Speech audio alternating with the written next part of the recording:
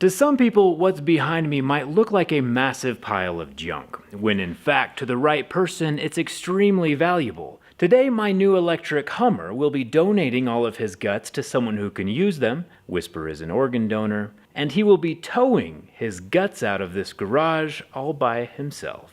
The original Hummer H1 Alphas could tow around 9,000 pounds, and since my new electric motor has about the same power as the original Alpha engine, I'm assuming my capacity is about the same.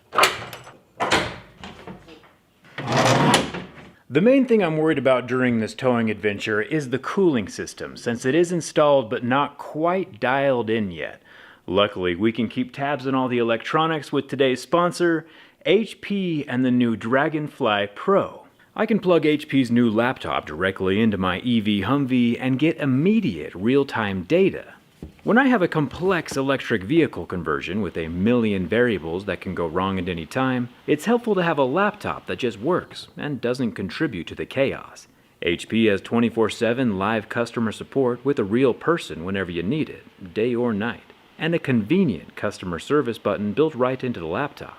The HP Dragonfly Pro has an adaptive 15-hour best-in-class performance battery life, a 14-inch Full HD touchscreen, quad speakers, and a matte black exterior, and is manufactured with recycled materials in both the body of the laptop and the packaging. I'll have this laptop with me during the towing trip today to keep tabs on the Hummer, but if you're in the market and want one of these laptops for yourself, I'll leave a link down in the description. Speaking of which, let's get started.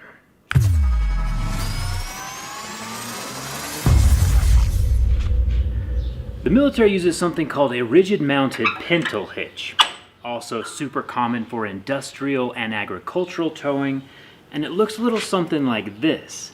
This is called a Lynette ring, and when combined with the hitch, it allows for more range of motion, meaning you can tow in more places, and it tows better off-road, and it's also way better for the higher weight applications. However, one downfall is that it's super loud.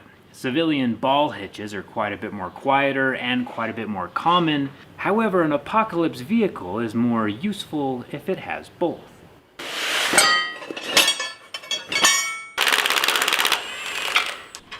What are you doing with this truck? Working on it. Is it broken a little bit? Usually. Are we always broken? Yeah, pretty much. I'm going to install a new airlift bumper from Federal Military Parts. That allows me to keep both hitches. And of course my airlift helicopter mounts just in case we ever have the need to get airlifted by a helicopter.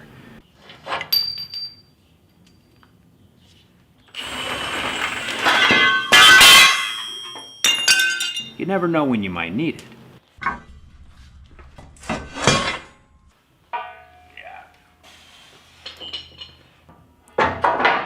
The new bumper is rated to tow 14,000 pounds, but I'm never going to even come close to that. Hopefully.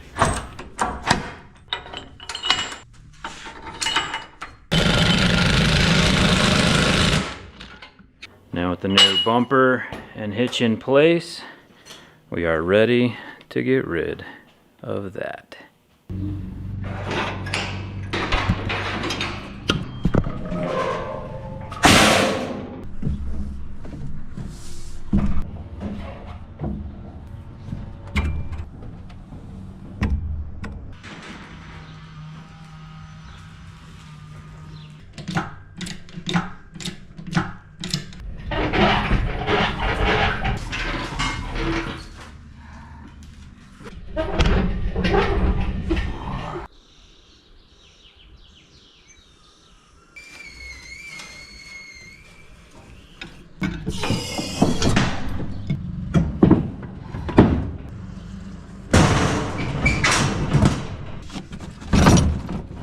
With everything loaded, including the trailer weight, we're right around 3,300 pounds. We have the 4 tires, the engine, the gas canister, an air filter, we have the radiator, we have the transfer case, a differential, transmission, lights, drive shafts. Almost enough to rebuild an entire Humvee if you have the body.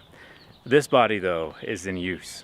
And now it's time for my Hummer to officially tow its guts out. So as of right now, we have about 160 miles on the odometer, and I've noticed that the motor starts overheating slightly before the battery pack does. The battery pack temperature doesn't really change at all. We're not pulling that many amps as we're driving around under 50 miles an hour. And we have two different cooling loops, one that loops around for the batteries and one that loops around for the motor. So what I've done is I've pinched the loop for the batteries so it gets less coolant. I'll add a more permanent valve later. And with it being pinched, more fluid, more coolant is going to be flowing through the motor and the inverter, hopefully keeping us cool with the 3,000 pounds behind it. It'll be interesting to see what happens.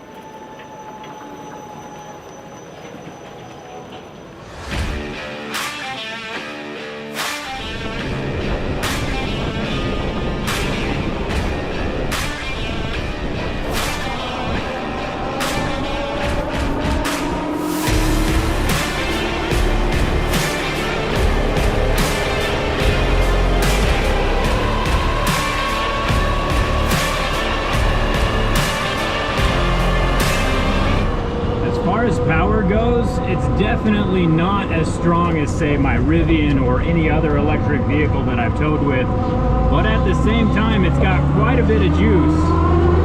I would say it's comparable to my Tacoma towing something, if you remember that truck. One interesting thing though is that with all the information I have on my dashboard, I can actually see the voltage drop as we accelerate. We started off with 420 volts, and when I accelerate or go uphill, we can drop down all the way to like 389 volts. As it's pulling more amperage, the voltage goes down, but when I stop accelerating, it evens out. We'll have to see how many volts we end up with after the trip is over.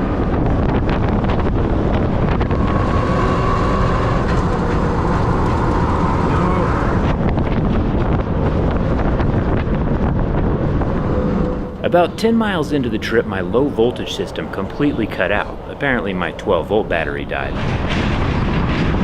Luckily it died right across the street from a used car dealership, who was kind enough to let me borrow a 12-volt battery of their own, which I jumper cabled up to mine to get us back on the road. For some reason my 12-volt battery just died. My DC to DC converter tripped the breaker and wasn't recharging the battery, so I lost my power steering display, my brakes. Nothing to do with towing, but like I said earlier, there's a million different variables of things that can go wrong.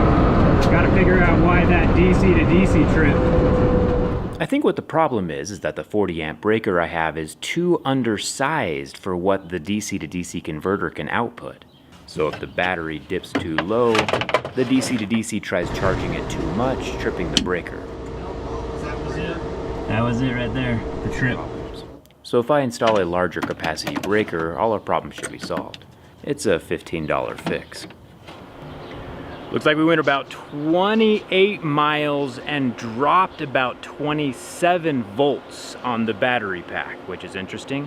Temperature-wise, we are up in the yellows, so it's a little bit concerning, especially since today's not all that hot. So I probably do have to work on the cooling situation a little bit more. Probably just dialing in the pump and the radiator ratios. But besides the whole 12-volt battery fiasco dying, I think it went pretty well. Our max speed was probably around 45 miles an hour. I would not trust this on the freeway just yet. And that means in order to get these parts where they belong, I have to switch trucks. Taking parts out is always much faster than putting them in. Remember at the beginning of this video when I said that this pile of junk is extremely valuable to the right person? Well, the right person is here. So inside of this black Humvee is Nacho from the Tactical Nacho YouTube channel. What's up? I've been daily driving this Humvee for the last 3 years because I'm a glutton for punishment and I know the value of spare parts because they all go bad. And I hope the parts that we have given him are useful. If you're curious about what happens to these in the future, feel free to subscribe to his YouTube channel. I'll leave a link for that over here. If any of you guys are Humvee mechanics, military, and you can give me some insight into upgrading to a 4-speed, I could use it. He has a 3-speed currently, and I think they're swappable, but I've only taken them out before. And now I have a 1-speed Hummer. A 1-speed. All right, thanks a ton for watching, and I'll see you around.